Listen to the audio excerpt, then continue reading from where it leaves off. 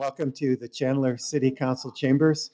Tonight we've got 3 meetings in front of us. The first is a Public Housing Authority meeting, which is fairly short. The second is our regular meeting, which is a condensed City Council meeting of which many of you are here for recognitions and other such things. And then we will close out the evening with a study session, of which we will then be voting on those items on Thursday. So with that, I'd like to call to order our Public Housing Authority Commission. And Clerk, would you please take the roll? Chairman Hartkey. Present. Vice Chair Orlando. Present. Commissioner Loring. Present. Commissioner Encinas. Here. Commissioner Ellis. Present. Commissioner Stewart. Here. Commissioner Harris. Here. Commissioner Poston. Here. We have a quorum. Thank you, Clerk. Do we have any unscheduled public appearances for the PHAC? No, we do not. Okay. Council, next on our agenda is our consent agenda. We've had a chance to look at this. It's very brief with this. Is there a motion for approval, commissioners? Mr. Chair, Vice Commissioner. I move that we approve the Public Housing Authority Commission regular meeting agenda items 1 through 2, dated 14th of August, 2023. Second, Mayor. All right, we've got a motion by Commissioner Orlando, a second by Commissioner Ellis. Council, please poll the council. Vice Chair Orlando. Yes. Commissioner Loring. Yes. Commissioner Encinas. Yes. Commissioner Ellis. Aye. Commissioner Stewart. Yes. Commissioner Harris. Yes. Commissioner Poston. Yes. And Chairman Hartkey. Yes. Motion carries unanimously. Thank you. Thank you, Commissioner Loring. That concludes our Public Housing Authority meeting.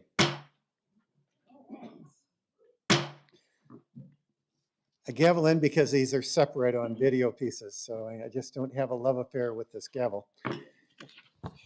Okay, maybe I do. Welcome to our regular City Council meeting.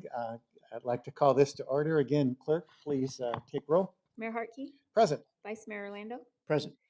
Councilmember Encinas. Here. Councilmember Ellis. Present. Councilmember Stewart. Here. Councilmember Harris. Here. Councilmember Poston. Here. We have a quorum. Thank you.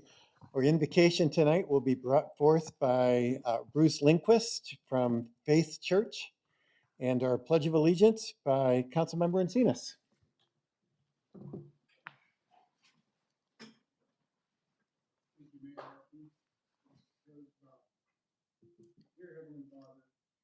We come before you now, Lord God. Praise you, Heavenly Father. Blessed is your name. Thank you, Jesus, for your gift of grace through the sacrifice of your body on the cross. Thank you for being our God and giving us the freedom to assemble as citizens and elected officials to discuss matters that are important to the people of Chandler. Let us not take for granted the gift of freedom we have that comes through your sovereign hand. It is only because of your grace that our country was created by men who were not perfect, but in the end put together a constitution that allows people to live and speak freely. Thank you, Jesus. We pray now that you will give the council wisdom and guidance as they go through the agenda tonight. We also pray for peace in all areas of our city and protect each police officer as they put their lives on the line each and every day. Finally, I pray over each council member in the name of Jesus that they and their families would have good health and that they would be blessed by God as they serve the people of Chandler. I pray all this in the name of our one God and Savior, Jesus Christ. Amen. Amen. I pledge allegiance to the flag of the United States of America and to the republic for which it stands, one nation, under God, indivisible, with liberty and justice for all.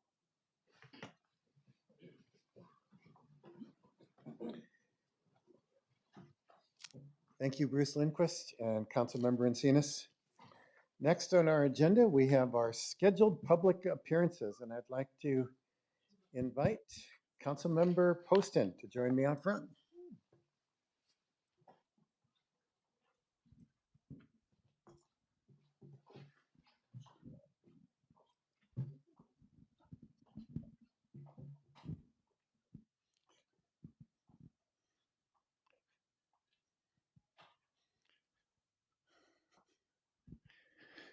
Oh, you took the long way and got extra steps in. All right, service recognitions, city manager. Thank you, Mr. Mayor, members of the City Council. We do have one employee service recognition this evening. I'd like to call forward our Community Services Director, John Sefton, to make the presentation.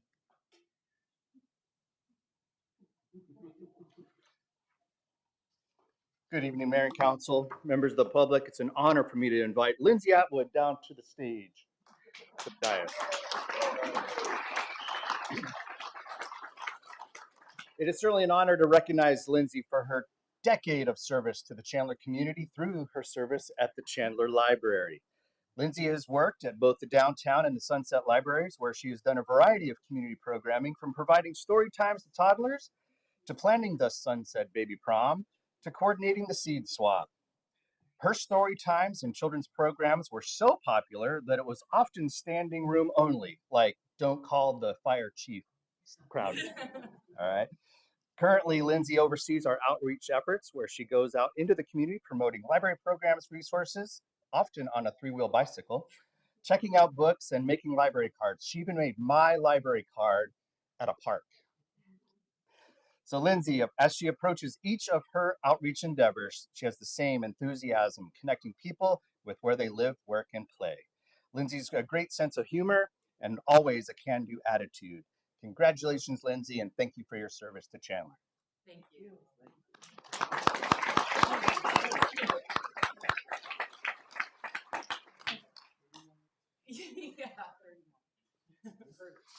30 more.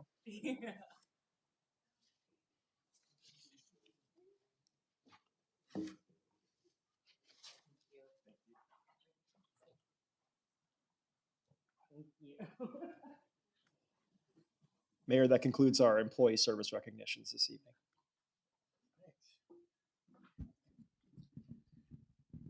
Next, we have a proclamation on Drowning Impact Awareness Month. If I could have Officer Noah Duker from Chandler PD, Jessica Chamberlain from Parks and Rec Aquatics Team, and Carlos Vargas from Chandler Fire.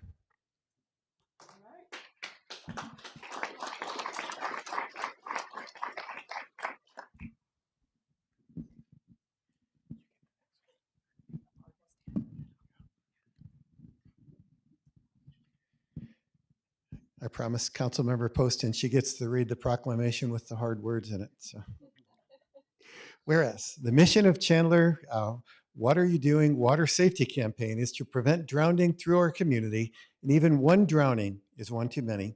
And whereas water safety includes the obvious safe swimming and boating, water safety is also recognizing hazards around the house, such as rain-filled buckets, toilets, bathtubs, and water coolers, and being aware of potential water hazards in the community, including retention ponds, canals, and neighboring unsupervised pools.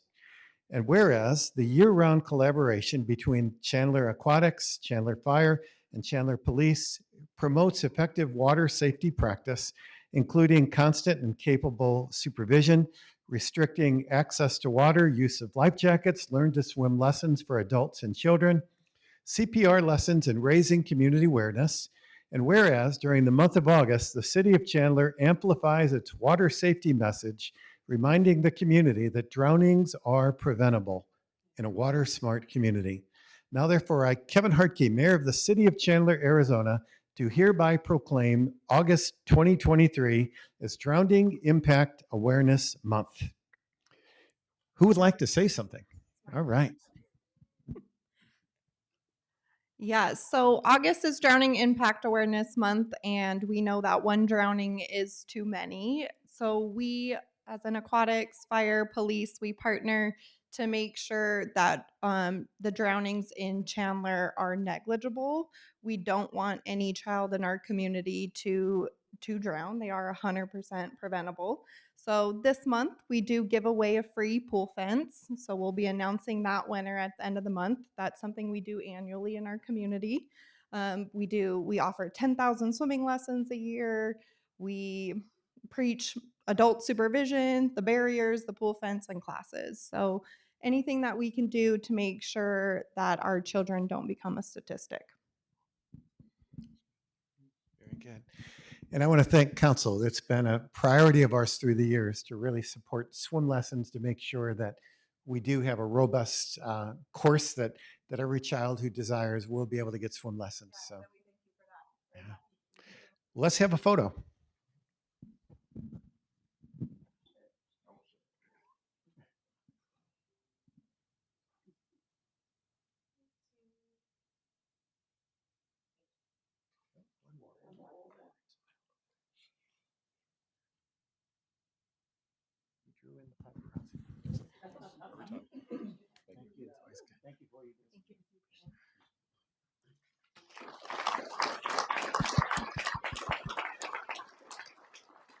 Our next proclamation is Suicide Prevention Week. And if I could call up Dr. Paula McCall from the Semicolon Foundation.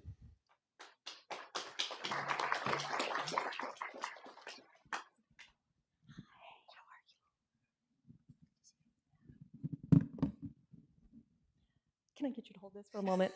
The mayor warned me to bring my glasses, so I did. Those are little words. Lots of syllables. Whereas the week of September 10th through 16th, 2023 is recognized as National Suicide Prevention Week, and September 10th is recognized as World Suicide Prevention Day, when millions of people worldwide strive to build awareness, resiliency, and connection.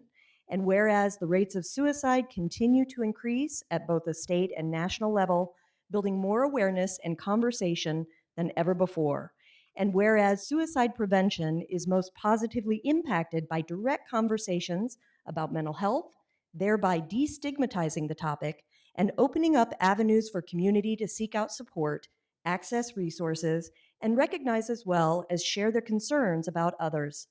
And whereas community connection and conversation about how to recognize and address warning signs of suicide, as well as how to build resiliency through family and community connection, is critical in developing a community that is aware, empowered, and caring. And whereas due to the efforts of many Chandler-based nonprofit organizations, mental health providers, and community and youth volunteers, the first ever Downtown Chandler World Suicide Prevention Day gathering and vigil will occur on Sunday, September 10th at the Chandler Community Center. And whereas all Chandler community members are encouraged to use this gathering and vigil as an opportunity to build connections, have direct conversations, access resources, and support each other on that day and in days moving forward. Now, therefore, Kevin Hartke, Mayor of the City of Chandler, Arizona, do hereby proclaim September 10th through 16th, 2023 as Suicide Prevention Week in Chandler. Would you like to say a few words? So I'd like to thank you for the proclamation. At Semicolon Society, we continue to make efforts to merge the different organizations and community members to have conversations about suicide, to share resources, to connect families, and to connect community members. So it's an ongoing challenge of reducing the stigma and opening up honest conversations. And I appreciate moving forward and hope to see you all at the vigil. Tell everyone the date again. I know she knows. The first ever Downtown Chandler Suicide Prevention Day gathering and vigil will be on Sunday, September 10th from 6 to 8 p.m. at the Chandler Community Center. It is completely free, will include resources, music, food, art activities for healing, and a candlelight vigil to remember those that we've lost. Thank you. All right, let's take a photo.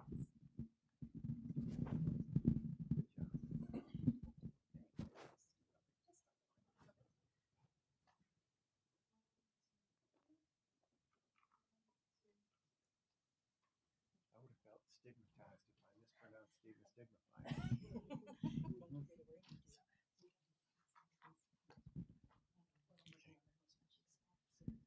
We'll look forward to seeing you there.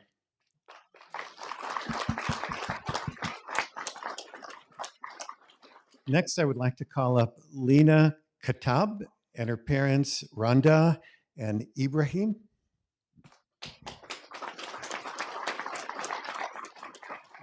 Lena has been awarded the very high honor of the Congressional Award Gold Medal. This is given to youth who commit 90 hours of volunteer service, 45 hours of personal development, 45 hours of physical fitness, and 3 days of exploration, all within a all within a 6-month period. Lena did all this during the pandemic while also tutoring students. Lena is involved in volleyball, debate, basketball, and plans to continue doing volunteer work in her community and mentoring at my old school. There we go. And of course, she's going to do all this while studying biomedical engineering at ASU as a pre-med student and growing her baking business. Congratulations, Lena, and thank you for being such an exceptional member of the Chandler community.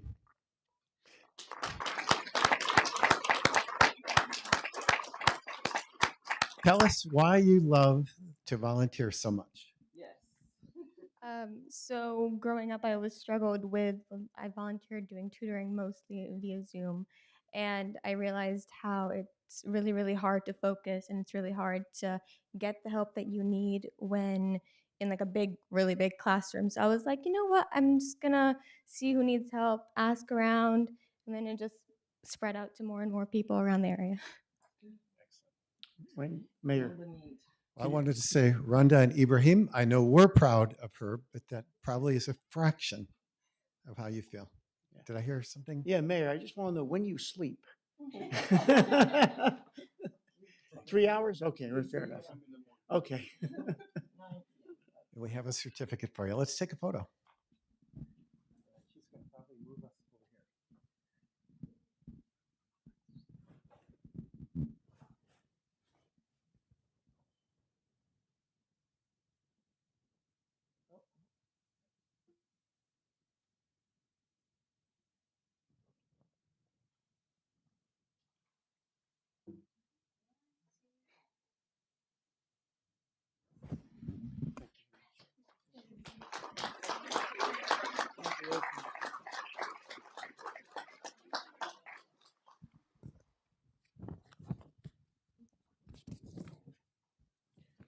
Our last recognition is in recognition of the Navajo Nation Award recipient, Bob Delpy. If I could invite our Veterans Commission Chair, Bob Delpy, to come up.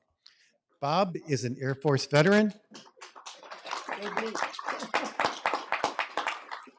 a standout citizen in Chandler. I'm not sure what that means, stand out, but you do stand out, who plays an important role as the chair of our Military and Veterans Affairs Commission. In recent years, he worked to bring supplies and support to the Navajo Nation. As a result, Bob received an appreciation award from the Navajo Nation to thank him for all he did to serve the community. It's appropriate. Today is the Navajo Code Talker Day. So we're glad that of all the days we get to honor you, it's partially for the work that you've done in bringing life and respect to our Navajo friends. While he's not volunteering and helping others, Bob is an engineering tech at General Dynamics and is still very active in the veterans community. Thank you, Bob. We appreciate all of your contributions to Chandler and beyond. Do you want to say a few words? I have 10. Thank you, City of Chandler, for this honor. Working with the Navajo Nation has been a great experience, a great privilege. I've been working with the Code Talkers, particularly Peter McDonald, the youngest. So again, thank you for the support and thank you for the recognition. Very good.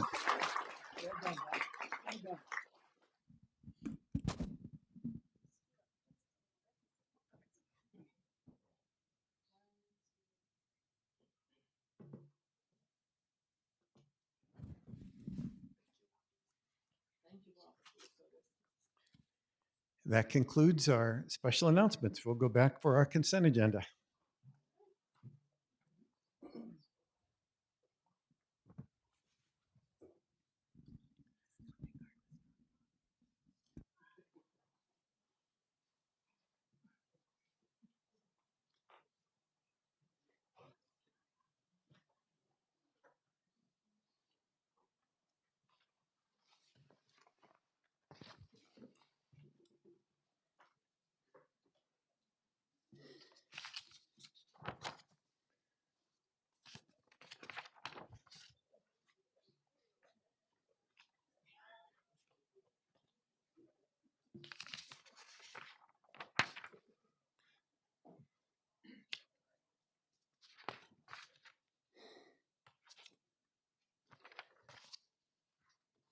So council, we have now a consent agenda in front of us, a few items on our regular city council meeting of August 14th. What would be your pleasure, council? Councilmember Poston. Really put me on the spot tonight. Oh, Thank you, Mayor. I saw you hitting your button over there. Mayor, I move to approve the consent agenda of the August 14th, 2023 regular meeting, items 1 and 2. Very good. We've got a motion. Second. Second by Councilmember Stewart. Any questions, recusals, anything? Seeing none, council, please vote. Motion carries unanimously. Thank you. That concludes our studies, our regular session. And our last meeting of the evening is a study session. Again, clerk, would you please take the roll? Mayor Hartke, Present. Vice Mayor Orlando, Present. Councilmember Encinas, Here. Councilmember Ellis, Present. Councilmember Stewart, Here. Councilmember Harris, Councilmember Poston. Here. We have a quorum. Very good. We've got about 6 items that have been called in, some by multiple council members. Some have questions, some have asked for presentations. The first is an item number 2 by Councilmember Poston. You had a question. If we could have Ryan come on up, and Councilmember Poston. Thank you, Mayor.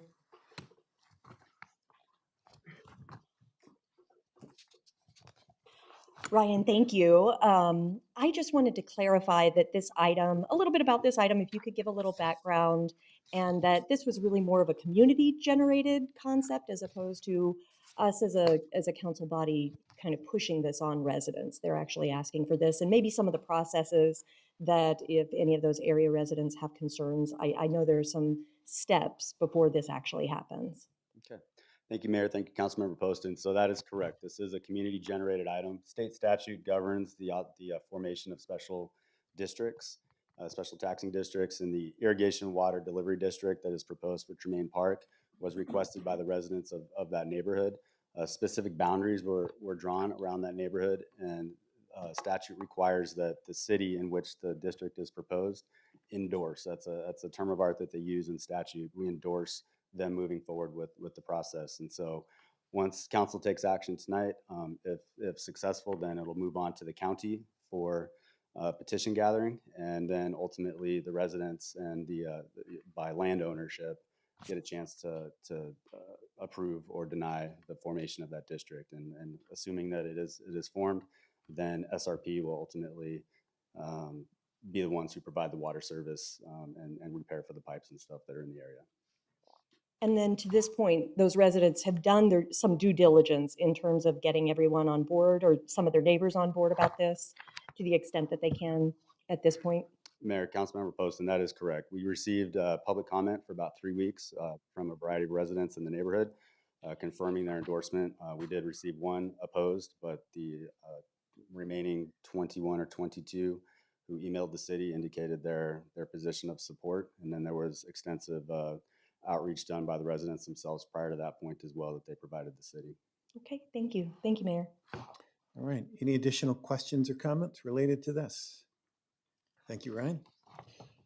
Next item called forth by Vice Mayor and myself was item number 3, an IGA with Regional Public Transportation Authority, of which Councilmember Harris serves representing the city of Chandler. Jason Crampton, is Jason here? Oh, there you go. Could you give us just a brief presentation and compare just the value proposition this year with last year? And then after that, I'd like to invite up our Jessica Mefford-Millard, if she'd like to come and make some comments as well. Yes, hello, Mayor, Council. Thank you. So just to put this in comparison with last year, we are requesting 0 general fund dollars to contribute to the Valley Metro Bus, Paratransit, and Ride Choice services through this agreement with Valley Metro Regional Public Transportation Authority, which is great news compared to previous years. We asked for about 1.7 million of mix between local and state lottery proceeds. The additional, we're not reducing any service. The revenue is being made up for by regional funding that we were able to work out with Valley Metro, and we're able to adjust the amounts that we needed to contribute locally. So that's kind of what the differences are attributed to. Okay. Councilmember Lando, did that answer your question or? Exactly. That was, the way this was written, it looked like we were underfunded, or, let's see, represents a decrease from last year, but what you're saying is this is actually going to supplement that so that our general fund will not be used to subsidize that additional dollar, correct? Correct, Mayor, Vice Perfect. Mayor, same level of service, just different funding source. Got it. Thank you very much. That clarifies, Mayor. Council, any questions for Jason? All right. If you might offer me the luxury, I'd like to introduce and invite up Jessica Mefford Miller. She hails from the St. Louis area. We're able to steal her from that area to lead our Valley Metro Regional Public Transportation Authority here. I happened to be serving at that time and was part of the, able to vote on you, as we know. So we're honored to have you here.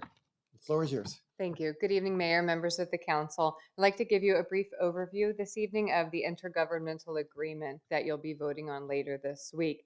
As Jason outlined, there's been a shift this year in the allocation of funding, and Valley Metro works with the city of Chandler and all of our member city towns to understand how we might actually fund the regional service. The intergovernmental agreement actually supports the cost of operating and maintaining bus service, as well as paratransit service and ride choice in the city of Chandler.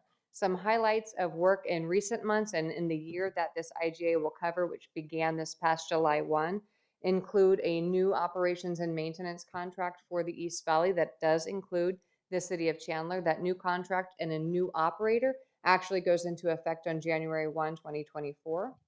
We'll also have a new contract for our paratransit service. That contract begins on October 1st of this year. With those new agreements, we expect improved performance. We have worked very carefully, including with the support and involvement of member city staff from Chandler, to craft the work program for those contractors, and I am optimistic that we will achieve the results we aim to deliver.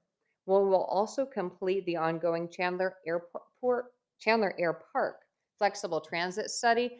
This is the outgrowth of a recent study that led to the designation of the Chandler Flex microtransit service area. So the current study is actually looking at opportunities to expand that flexible service across the city of Chandler. City of Gilbert is also a partner in that study. We're working very closely with City of Chandler staff.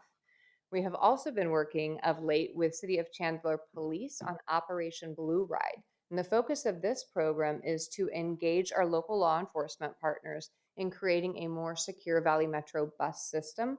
Our efforts lately have been focused on the 112 route, that's the Arizona Avenue route, and we are riding alongside with our own public safety team members and Chandler law enforcement. So we thank you for your efforts, and with that, I would be happy to answer any questions about transit service in Chandler.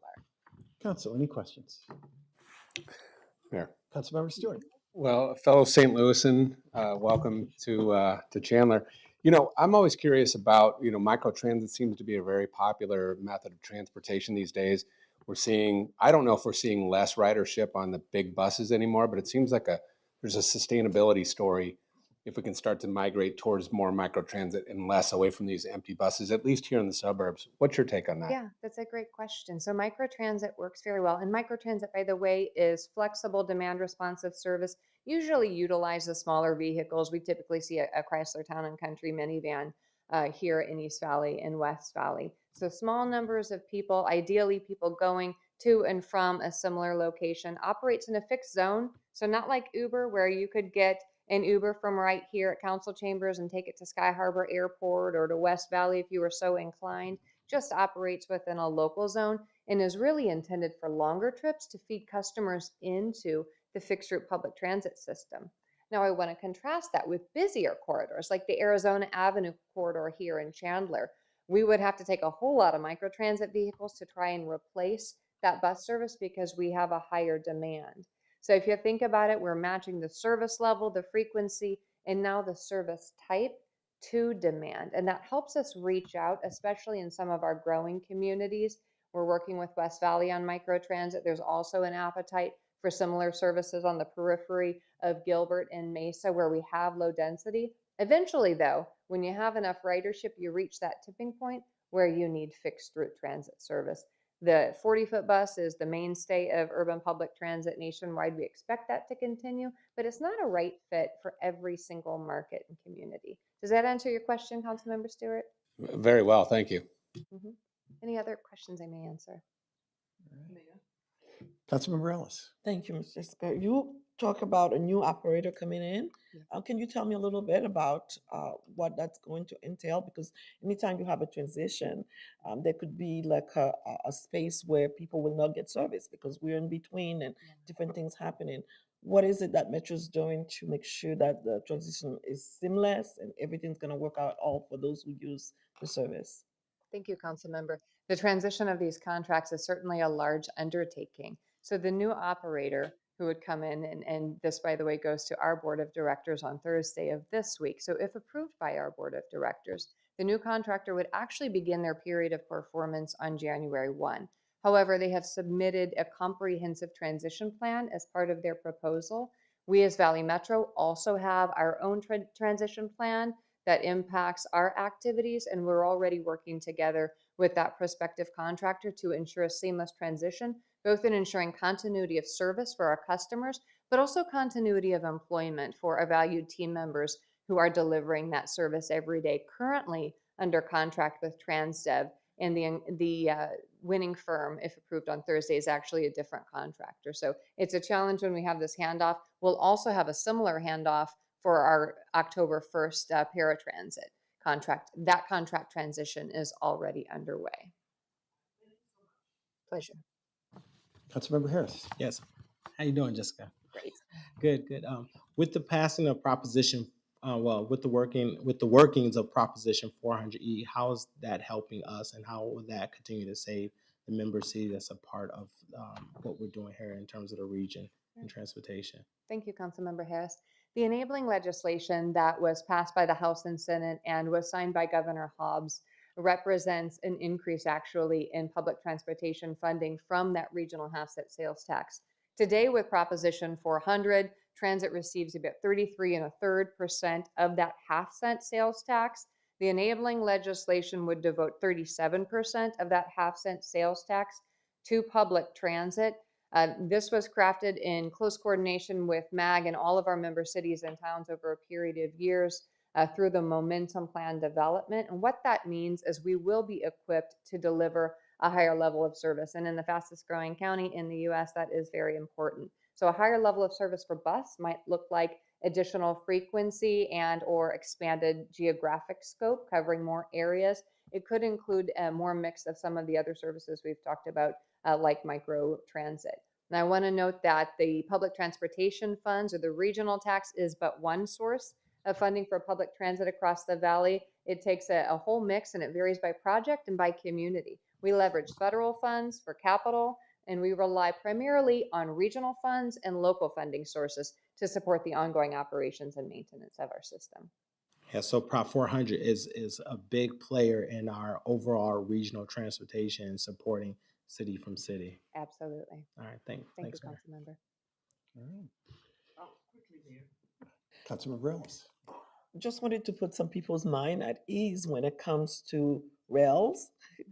And I realize that as you're explaining the whole process, it seems like it's more customized to what the needs of the community is going to be. Is that the case? I want to ask for clarification, Councilmember Ellis. Yeah, and the needs for transit in the community will Correct. grow. Yes. Yes. Overall, rather than just one size fit all, whether if it's going to be rail, everybody's going to get rail, or if it's going to be. So you talk about microtransit, which is going to be meeting the need of each community for whatever it is that they need. So this funding is going to allow you to be able to do that and deliver those those types of services where it's needed and how it's needed for that community in particular. Yes, with some restrictions. There are some restrictions on the use of funding that would be derived from the half-cent sales tax moving forward that the enabling legislation applies to. We would not be able to construct or operate light rail or streetcar, for instance, with this new funding stream. We will be able to operate bus service with that. We will also be able to perform some of our preventative maintenance on the rail system with that funding. And then we'll have to have an ongoing conversation about services like microtransit and its applicability or eligibility for this new funding source. So microtransit is relatively new to our valley. And right now we're funding it locally in some of our member cities, but that's a conversation that can be had at the level of the Maricopa Association of Governments and certainly in coordination with our member cities. Are you very familiar with our Flex service? I am. Okay, wonderful. Mhm. Glad to hear that. Thank you. Well, thank you, Jessica. You're always welcome back to our council meetings. They're scintillating, thrilling, and you have nothing better to do on a Monday night than come and talk with us. So Thank you, Mayor, Council.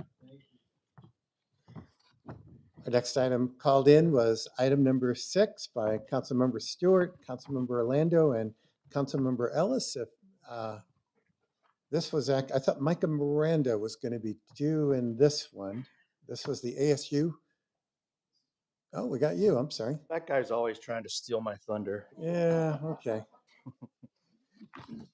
Good evening, Mayor and Council. Just as a quick overview for the Project Cities program. Make sure I got this correct so that they can show that up.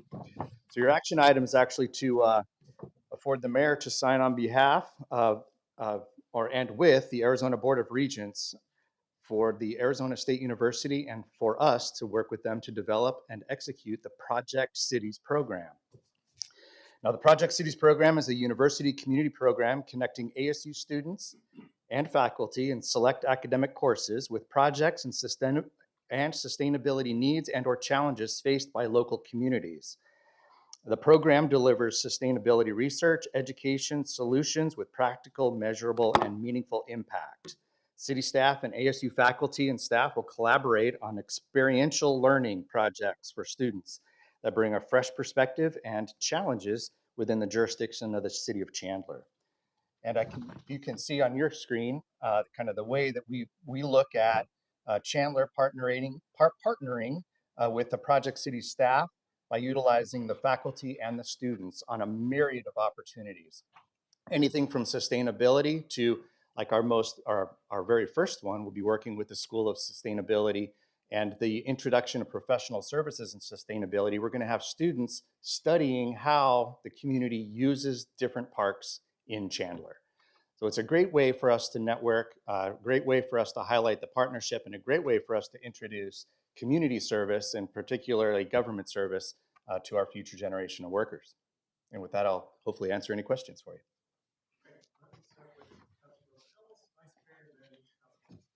Thank you, Mayor.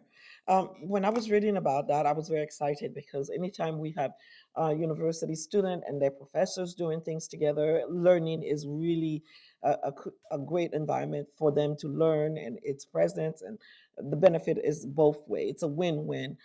I know that when I was reading it, it says that they are not going to charge the student to be part of the program. So where's the funding going to come from to make sure that this program is viable? Excellent. Mayor, Councilmember Ellis, specifically, this agreement, your action does not have any financial contribution. But Okay. when we do projects, we work with the Sustainable Project City staff to define the scope of work as well as the needs associated with that project specifically. Okay. So we will budget that, or we will work through our operations budgets to fund the necessary costs associated with that. Wonderful. Thank you so much, John. Vice Mayor.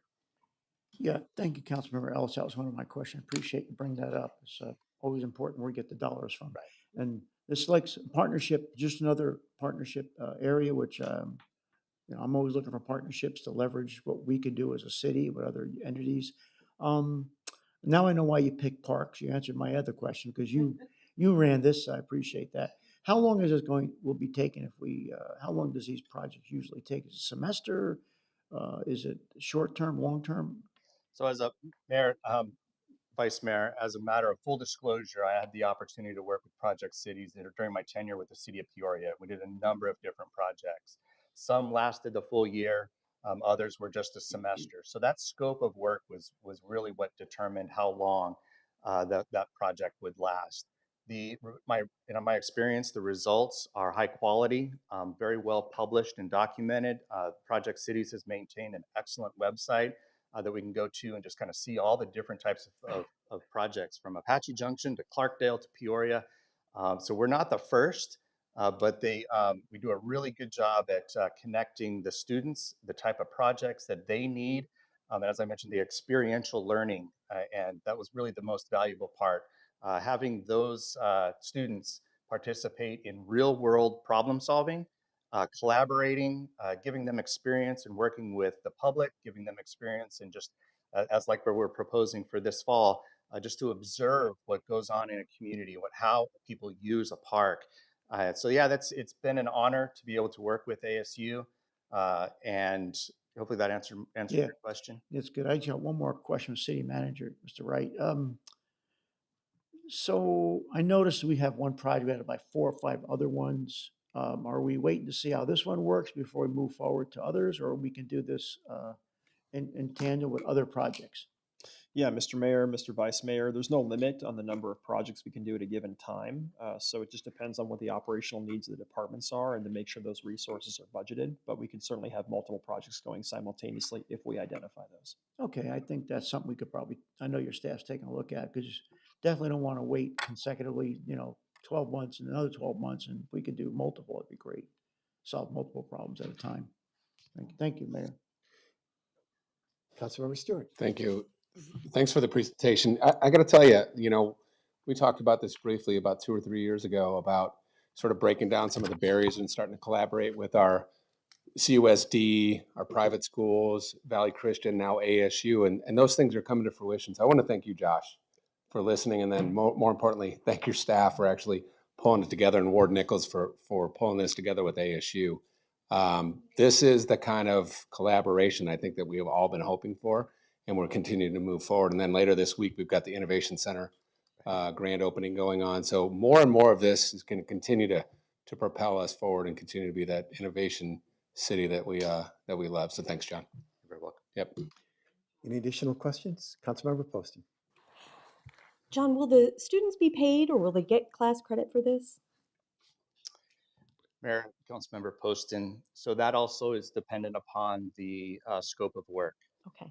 Back to my experience, we had graduate level, doctorate level students that were paid a stipend for the work that they had done on one of our projects. So it really depends. I will not be paying the 200 level observational students for the park project. So they're not working that way. But that is an opportunity for us to determine if necessary. Okay, thank you. All right. And Councilmember Encinas. Thank you, Mayor. John, quick question. There's obviously a great collaboration with ASU and especially with the school sustainability. For future projects that go on, I know we're going to be focusing on some parks. Is there going to be the scope of work? Does that get decided by a collaboration of council and the program? How does the next program or project get chosen? And as well as since you've had experience with this program before, do you have an example of a project that was initiated, that came to fruition and completed? Excellent, Mayor, Councilmember Encinas, you're testing my memory. So yeah, the inspiration really can come from anywhere, and I think that's one of the beautiful parts about what ASU and Project City specifically have done over the past several years. That the ideas are really coming from anywhere. So that's really an innovative approach to whatever the problem might be. If maybe it's not even a problem, it's just an inquiry. Don't we want to know, right? So once we have that inspiration, we can work with the Project City staff to make that connection. And that's the power of having Arizona State University and the diversity of classes, the diversity of the areas. They can go into the multidisciplinary sections. We had a great example is the Skunk Creek project in the city of Peoria. They had engineering students because it's a part of the flood control district. We had engineering students, we had landscape architecture students, we had parks and recreation students working together to come up with some concepts about what that area could be. They worked with professionals in the field as well. So are being able to tap into resources like some of our architect firms. So it's really, that's sort of the magic of taking inspiration and being able to pull all of these logistical things together, utilizing that model of experiential learning. All right, thank you. I'll do my research and see what other examples have happened in the Yeah, past, but thank you. I'll make sure that you get the link, and that was something I realized I should have put in your packet, but I'll make sure that you guys all get the link to their webpage. Appreciate that, thank you. Well, we look forward to seeing more partnerships develop out of this. Thank you, John. But don't go anywhere. Nope. Item number 8, if you could please give a brief presentation on the playground purchases. This item was called in by Councilmember Harris. So he's going to make a presentation. Yeah, okay. No problem. All right, excellent. Well, Mayor, council members, this one as well. This is very exciting. Your support and recognition, continued support, if you will, on the care and the maintenance of our public amenities. This is a myriad of use of different contractual agreements that we have in place, but it is assigning $2.650 million for us to align with a number of different projects.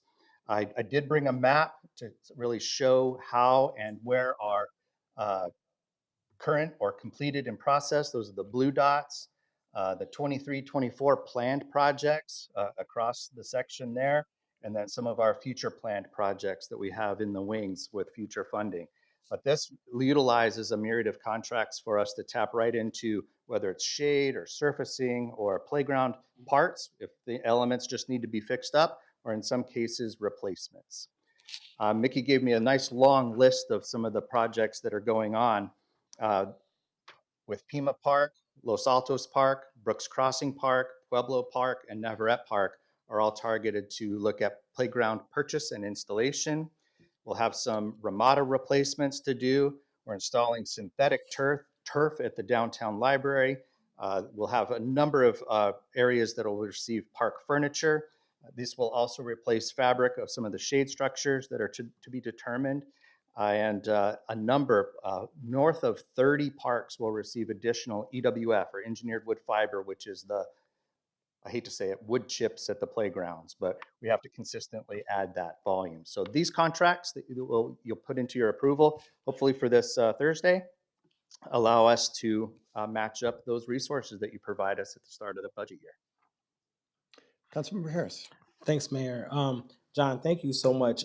The reason why I wanted to specifically comment is because of the fact that North Chandler needed so much TLC in the parks. And I see North and West Chandler, South Chandler gets a lot of support, but North and West Chandler had not been receiving as much as support. So I'm glad to see that we're focusing on North and West Chandler and getting our parks up to code and getting it up to snuff, because it's so critically important for us to have good parks everywhere so people can enjoy the amenities everywhere, because they tend to focus in Tumbleweed Park and South Chandler. But I'm glad to see that we're working North and West. And then the last thing is, and I don't know if this is something that we can look into, but I am eager to know if if we can look, and this is just putting it out there, if we can look at Wi-Fi in our parks, because I think that would be really cool if we were able to have our children, our residents and stuff, go to the park and be able to experience Wi-Fi. They typically are trying to get to the library, and transportation can be an issue at times. But looking at Wi-Fi at some of our parks would be an outstanding amenity if we can kind of look at that and look into that. But I just wanted to point out that I'm so proud that North and West Chandler is getting some TLC in this area. So thank you. You're very welcome. And Councilmember Ellis, you had a question too? No, not at this time. He answered all my questions. Thank you, Mayor. None. Great. Thank you, John. You're very welcome. Oh, does anyone else have a question related to this?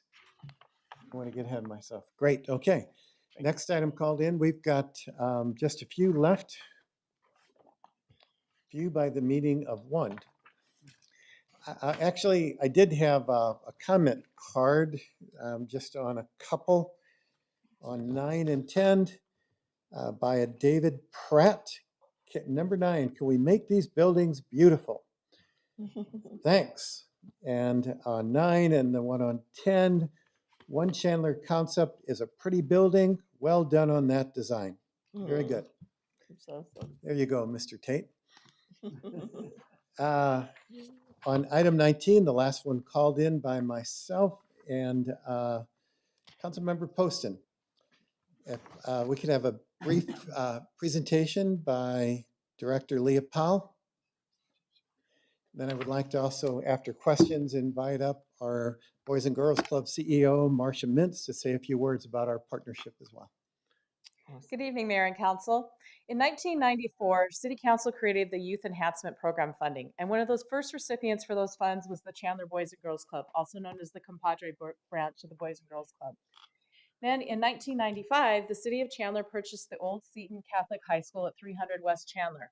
The purpose for that was to create a program space for Boys and Girls Club in which the city began a lease relationship with the Boys and Girls Club. In 2009, using approximately $8.5 million in bond funding, the city demolished the old buildings and created the new buildings that you see today. As we move forward, we are bringing the next phase to you. As part of the FY 23-24 CIP, there is approximately $1.3 million planned for an expansion of the Boys and Girls Club. As you can see through the years, we have given support to the Boys and Girls Club for all the tremendous programming they have done in our community. We have provided funding since 1994-95 and continue to have a very strong partnership with them today.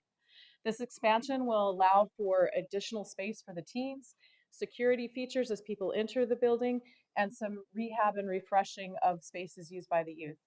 The Chandler Compadres are also coming on board with a contribution, and I think most recently you have seen in the news where the Chandler Compadres are also presenting funding for the club to do transportation. With that, we will be able to have youth that are in our Title I schools, for example, have transportation directly to the Boys and Girls Club. This is a critical audience that is served by the Boys and Girls Club, and included in that is our own public housing youth. We have many of our youth that can participate in the sports leagues that the Boys and Girls Club put on today, and it is a great complement to the recreation program we have through public housing. Joining us today is Marcia Mintz, the CEO of Boys and Girls Club of the Valley, and Josh Stein, who is the Vice President of Business Affairs and Community Partnerships.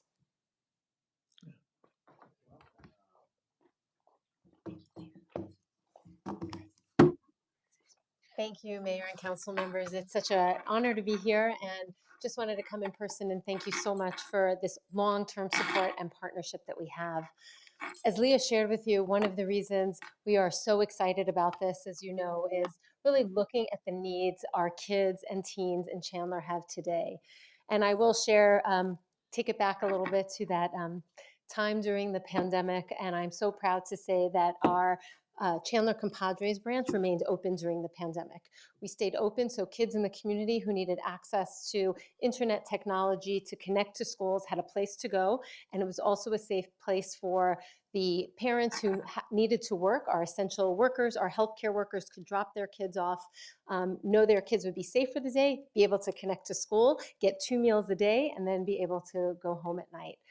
What we learned during this time over the last few years is that our kids are not all right. They have a lot of issues right now, particularly with social connection. Even digital connection continues to be a challenge. And what does it mean to be a kid and a youth today? We know they could stay at home and probably connect to some people online, but we know that's not the right thing for children and youth. So with the help and our partnership expanding, we put very intentional focus on a few key programs in this club, because we believe our Chandler Compadres Club is really our signature flagship club out of all of our sites in the Valley. We now have a strong partnership with Teros Mental Health Care, and we are providing at no cost to families for any youth that goes into the club services. So they are getting therapeutic-based activities and the ability to have one-on-one counseling with Teros should that need present itself, including family therapy. As you know, Teros is a federally qualified healthcare center and does not turn away anybody for their inability to pay. But instead of worrying about providing one-on-one for every kid in the club, every child that comes in is getting to participate in these activities and also have some life skill focus, which is fantastic. For our middle school and our teens, we put a real intentional focus also on our AZ Youth Force program, working to make sure teens have the opportunity to get essential skills training, but then get paid internships. As Leah mentioned, for the kids that we serve, particularly in Title I schools, they want to have internships, they want to have jobs, but they can't do it for free. They have to be paid because they're also working to support their family. So we're so proud of this program. We've added 2 new positions, particularly focusing on recruitment. So there'll be recruitment at Chandler High School, as well as a business development professional working with all the different businesses in the Chandler community, thanks also to the help of the compadres. I think one of the most important key factors right now is transportation. We have tried everything to remove the transportation barriers. I know every school in the nation is having challenges with bus drivers and transporting kids. We've tried different things, smaller buses, big buses, and finally we said we have to do something to get the kids in the club. So thanks to the Chandler compadres, we are busing through 6 Title I schools, bringing them directly every day. We're going to San Marcos, to Sanborn, to Shumway, to Willis, to Galveston and Bologna, bringing those kids to the club at no cost to our families. So I think that's a real game changer. They come to the club, they get to have homework help, they get to have a meal, and they get to participate in all of our programs. So it's just an example of the expansion that we're doing. And as Leah mentioned, one of the critical things that came up is safety. We have to focus from a capital campaign perspective on getting that front entrance locked down and safe. We don't want to be a news story, and we don't want to have a situation where a child or any of our staff are in a safety situation. And right now you can walk into that building and walk in anywhere, and there's no way to stop anybody from walking in, mostly either a family member either. And we have to have those safety protocols in place for our children. But we are excited to expand not only the safety aspects of the club, but that teen center, that is going to be a magnet. And we are here to partner with all of the agencies in the community. We're working really closely with the city manager's department. And we always have Leah's support in connecting with all the other nonprofits in Chandler. So thank you so much for this partnership. And I'm happy to answer any questions you have. Well, thank you. Why don't we start with Vice Mayor? If you have some questions, Renee? No, actually you answered my questions. Thank you very much. Appreciate it. Okay. Councilmember Poston, I know you asked for a presentation. Any questions? One, I just want to say thank you for the work that you do, and the fact that you're providing the transportation is absolutely amazing. This will have an added benefit. But one thing that I also wanted to point out in this is that willingness to activate that space for other uses at other times. This is really allowing the city to serve residents where they are, and your location is so important. And I appreciate staff working on that and making that happen. And that's just going to help us get not only the youth that you serve, but the community at those other times when you won't be there, allowing us to do that as well. So thank you very much. Absolutely. Thank you for the opportunity. Any additional questions? Councilmember Harris. I just wanted to make a comment. Thank you so much. Being a recipient of Boys and Girls Club and understanding what the organization does, even as a young person, I remember the Boys and Girls Club giving me that little Walkman set. The younger people may not know what a Walkman set is, but it had a little cassette tape. I know what a Walkman is. You know what a Walkman is. But I just wanted to, Boys and Girls Club is an organization that has fundamentally helped at-risk youth, has continued to focus on dire needs of bringing youth together and helping them and service them. And from the Boys and Girls Club to the city of Chandler, what can you say? It continues to do its job. So thank you for what you're doing here in the city of Chandler. Thank you, Councilman. You are a success story. Thank you. Councilmember Ellis. Thank you, Mayor. I wanted to talk a little bit more about the transportation.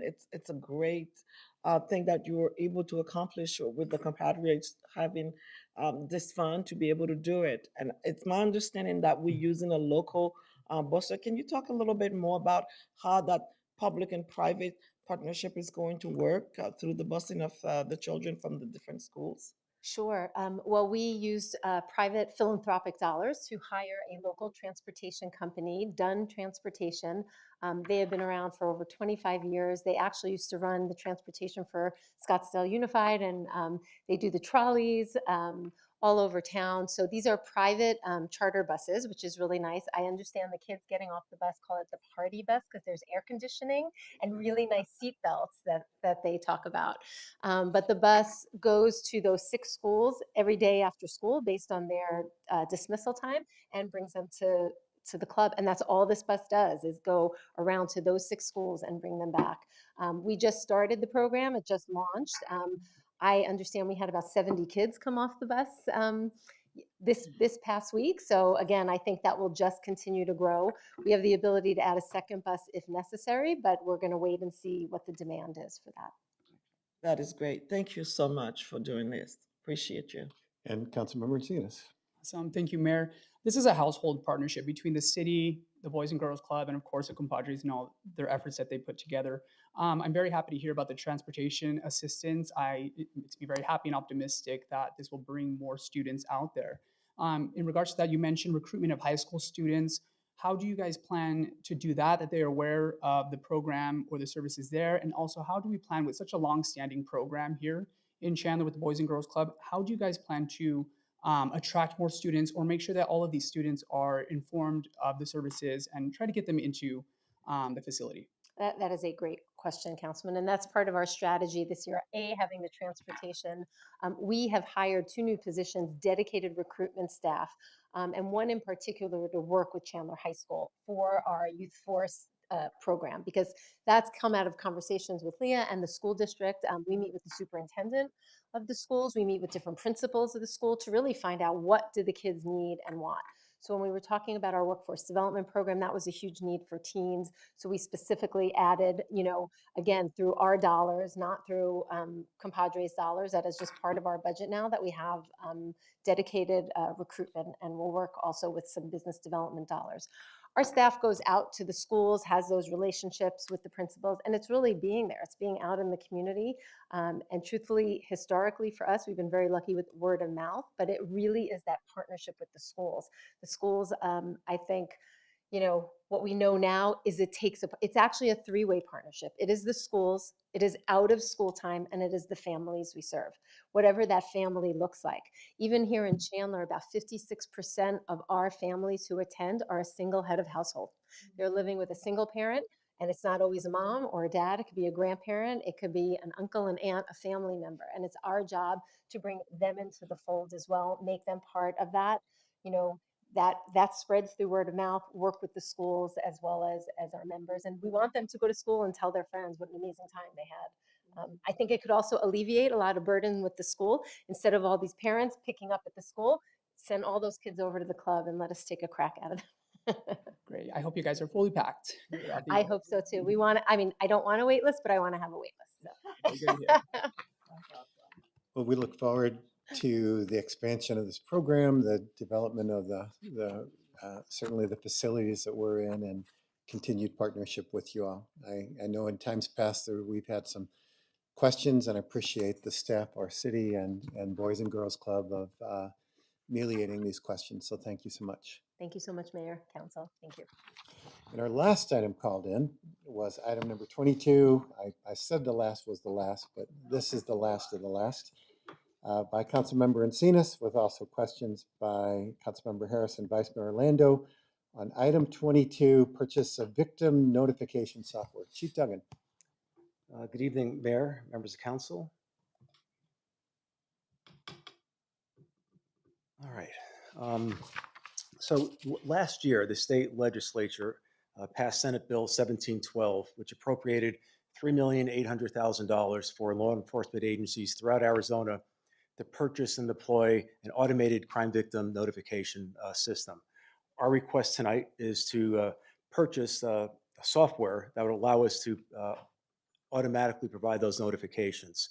And that purchase will be 100% reimbursed by the state. So this is a significant level of service that we will be able to provide on top of what we already do. By automating this, it is certainly beneficial for the victims of crime. Our initial plan is to identify 12 call types, from domestic violence, burglaries, assaults, and then over time add another 50 call types to make this very robust. So let me explain how this will work. So once a call is generated and a report is taken, that report is inputted into our RMS system, and then the victim of that crime will automatically get a text message identifying the call type, the report number, and then followed by that will be an email describing more details. The officer that's actually responsible for investigating the call, or maybe a detective, information about victim services if they need more assistance, and then they will get subsequent emails as the case progresses through the process. For example, they'll get an email alerting them that a suspect has been arrested. And then what's the next steps with prosecution? What can they expect after that? And then they'll get an email after that explaining how to navigate through the system going to court and what other resources are available to them. So again, this is something that we are very excited about. It just takes our level of service to victims of crime in the city to a whole different level. So we appreciate the support on this, and it's certainly going to make a difference. Let's start with questions from Councilmember Encinas. Do you have any? Oh, I didn't necessarily have any questions. I just, I think this is a valuable tool for victims, certain cases, and I just wanted to see an actual live, real-time presentation of how it looks. So thanks for presenting that, 'cause I just wanted to see what that actually looked like with the emails. And before we roll this out, there'll be a rather robust public information so we can let the community know we have this, what it will look like. So everything we're talking about today will be pushed out to the public as well. Thank you, Chief. Vice Mayor. Thanks, Chief. This is exciting stuff. So if I have let's say my car was vandalized, and so I'd call the police department, would that be something you would respond back and say, we got your report, call this number for further information, or we're not using that depth or that detail? That's not one of the 11 beta calls that we're using, but it will be in short order, meaning in the next few months. Good. So all this technology is just more pressure on our very talented, dedicated IT staff. So we're not jumping into this full bore. We're piecemealing our way into this program. Good. So they can have some time and space to do what they need to do to make this operational. So the other agencies, thank you. I didn't know what the top 10 or 12 you were, 11. The other agencies that use this already, they're getting good feedback from this? From Sorry? the other agencies that are using this system? Are there other agencies today using this system? Yes, most agencies around the valley are using Good. this And system. what kind of feedback are they getting from the victims or the police officers that are using this, and dispatchers? Yeah, they're receiving excellent feedback. There's another component to this software that we will elect to use sometime in the fall as well, and that is a survey component. Mhm. So there Nice. are, I believe, 11 or maybe 10 short questions that are sent immediately following the encounter with the officer, and that would be for most calls, so including those 60-ish type calls. And they will ask short questions about initially their contact and their contact with our call taker. What was that like? The contact with the officer. Were they satisfied with the results? Do they feel safe in our city? What was their response time? Right. So there's calls along those, there are questions along those lines that will, for the first time for us, really provide that quantifiable feedback that we can use to identify what we're doing well, and if there are areas we need to improve, how we can improve. So certainly information we want to know, and obviously information that you'd want to know as well about the state of your police department. By and large, Tucson has been using this since 2017, and the agencies now that are implementing this, and again, there are dozens throughout the state, essentially everyone in the valley, they receive very high marks. So it shows the hard work that our officers do and our call takers every day.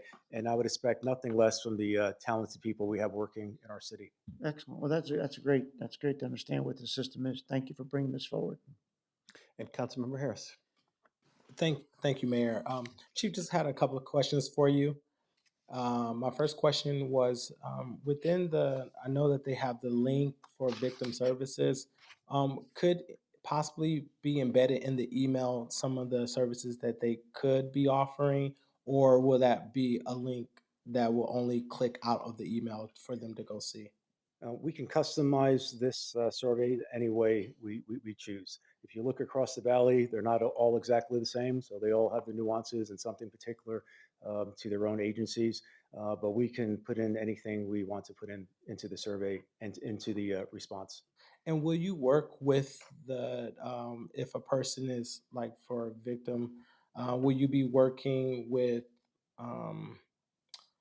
with the Maricopa County prosecuting attorney, how would you interface this with legal to make sure that we're not sending something that we probably shouldn't be sending out? What's the interface between legal and maybe Maricopa County legal? Are you working interfacing? Or are you working and communicating with those other those other departments? Work with our law enforcement and prosecution partners every single day.